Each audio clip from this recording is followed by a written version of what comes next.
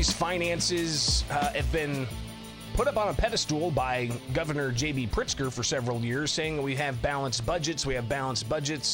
He's talked about that, signing 6 balanced budgets in his time as governor.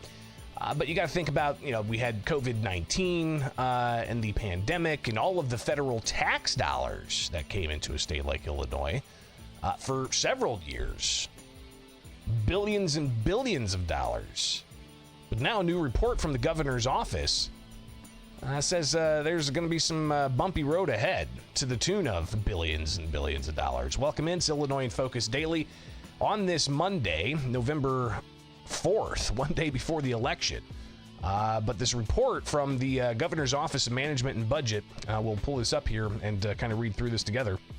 This was signed on Friday. The Governor's Office of Management and Budget, their annual economic and fiscal policy report for the General Assembly outlined the long-term economic and fiscal policy objectives of the state, along with the economic and fiscal policies and intentions for the upcoming fiscal year and for the subsequent 4 fiscal years. The report also includes a comparison of the current fiscal year's enacted budgets with the current outlook for the fiscal year, along with fiscal and policy options. The Governor's Office of Management and Budget recommends for consideration by the General Assembly and the Governor to remedy any budgetary shortfalls in the current fiscal year or the 5 following fiscal years. So we're looking at a fiscal analysis, a forecast of sorts, from the Governor's Office of Management and Budget. But this also comes as a new report from the Tax Foundation shows that Illinois' tax competitiveness with other states not doing as well as maybe some would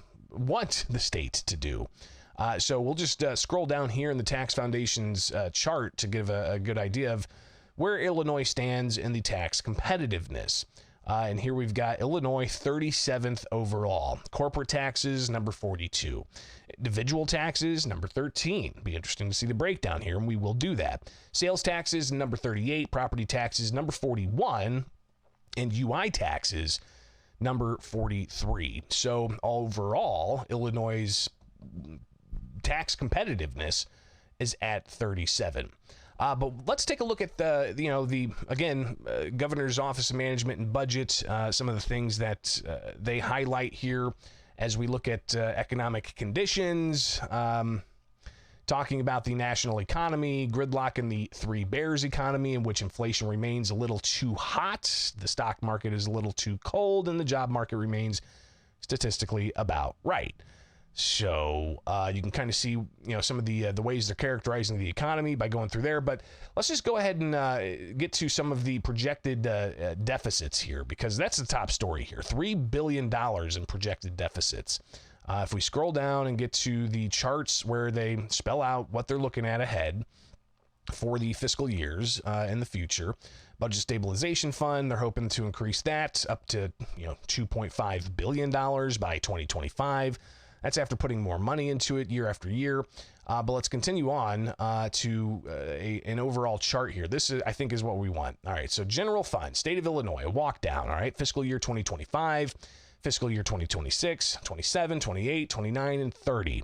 So it's got all the listed resources, estimates, of course, because we don't know how much exactly is going to be in fiscal year 2026. But you scroll down, and you can see here,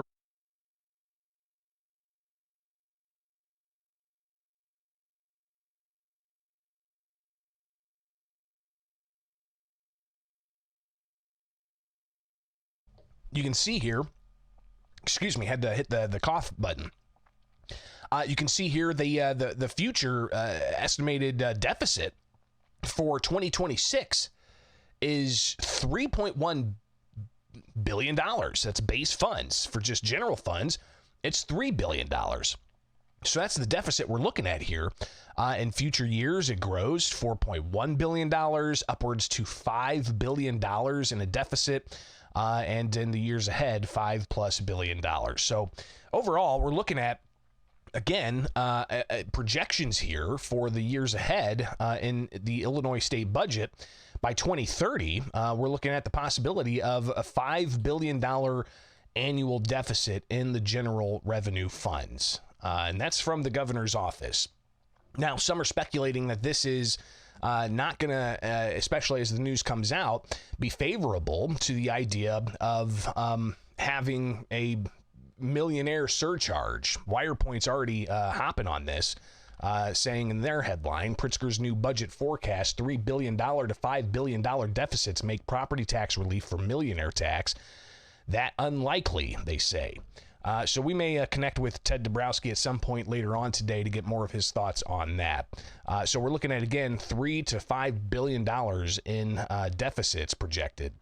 But let's, again, look at the Tax Foundation, where they've got their tax competitiveness. As Illinois looks at the overall ranking of 37, when it comes to individual taxes, it's at number 13. Why is that? Well, let's go ahead and take a look at Illinois, more on Illinois. Click through, and it'll bring up more of what Illinois is looking at overall. Number 37, Illinois' tax system. Illinois performs well on the individual income tax component due to its single rate individual income tax. Again, a single rate. So that's why the Tax Foundation put Illinois higher on the individual tax. Now, if we would have changed that to a progressive tax back in 2020, I'm sure that the ranking would have gone down for the individual tax. Just knowing how the Tax Foundation shares this information. They go on to say, however, on each of the other components, Illinois ranks in the bottom third of states due to high rates and relatively non-neutral tax structures. Notably, Illinois levies high income tax rates on businesses, in large part due to its personal property replacement tax, which imposes an additional rate of 2.5% on corporations and 1.5% on certain pass-through businesses above the base corporate and individual income tax rates, respectively. As a result, Illinois' corporate income tax rate is among the highest in the country at 9.5%. And you can read there, goes on further, the PPRT hurts Illinois' income tax component scores. Illinois' decision to replace its tangible personal property tax means Illinois scores better on the property tax components than it would if it continued to tax TPP. Goes on to discuss more about Illinois sale and property taxes, also high, and the estate tax and franchise tax hinder Illinois' property tax base score. There's been an effort to try to change the estate tax, the inheritance tax, the death tax, as other people call it, here in the state of Illinois, but it really hasn't gone much anywhere. So finally, Illinois' unemployment insurance tax structure also has substantial room for improvement currently. It's plagued by high rates, a wage base that is nearly double the federal wage base of solvency tax, and a long experience rating qualified period, among other shortcomings. So overall, we get the unemployment insurance tax ranked number 43. Property taxes were ranked 41. Sales taxes 38. Individual income tax, again, ranked 13th. And then corporate tax 42. Overall, 37 ranking. So we're at number 37 when it comes to tax competitiveness through the Tax Foundation's latest 2025 Tax Competitive Index. Interesting to see this, right? As we've got the budget office for the governor saying we're looking at 3.1 to upwards to $5+ billion in deficits, and this question about how they're going to raise more taxes possibly. But if they do this sales tax or this increased tax on millionaires, it would go to property tax relief. I guess I don't know exactly how this is going to work out if it does ultimately get approved, the non-binding question, what the next steps are for that to get on the ballot for future elections to ask if indeed we should change the Constitution to some kind of progressive tax again. I don't know if that's going to happen or not. We'll see. Obviously, lots going to be happening in the next 24 hours. Be sure to like, subscribe, hit that notification bell, wake up with us here. Illinois in Focus Daily, where you can get the podcast anywhere you get podcasts, get the news headlines from thecentersquare.com, and join us each and every weekday morning here with Illinois in Focus. It's part of America's Talking Network.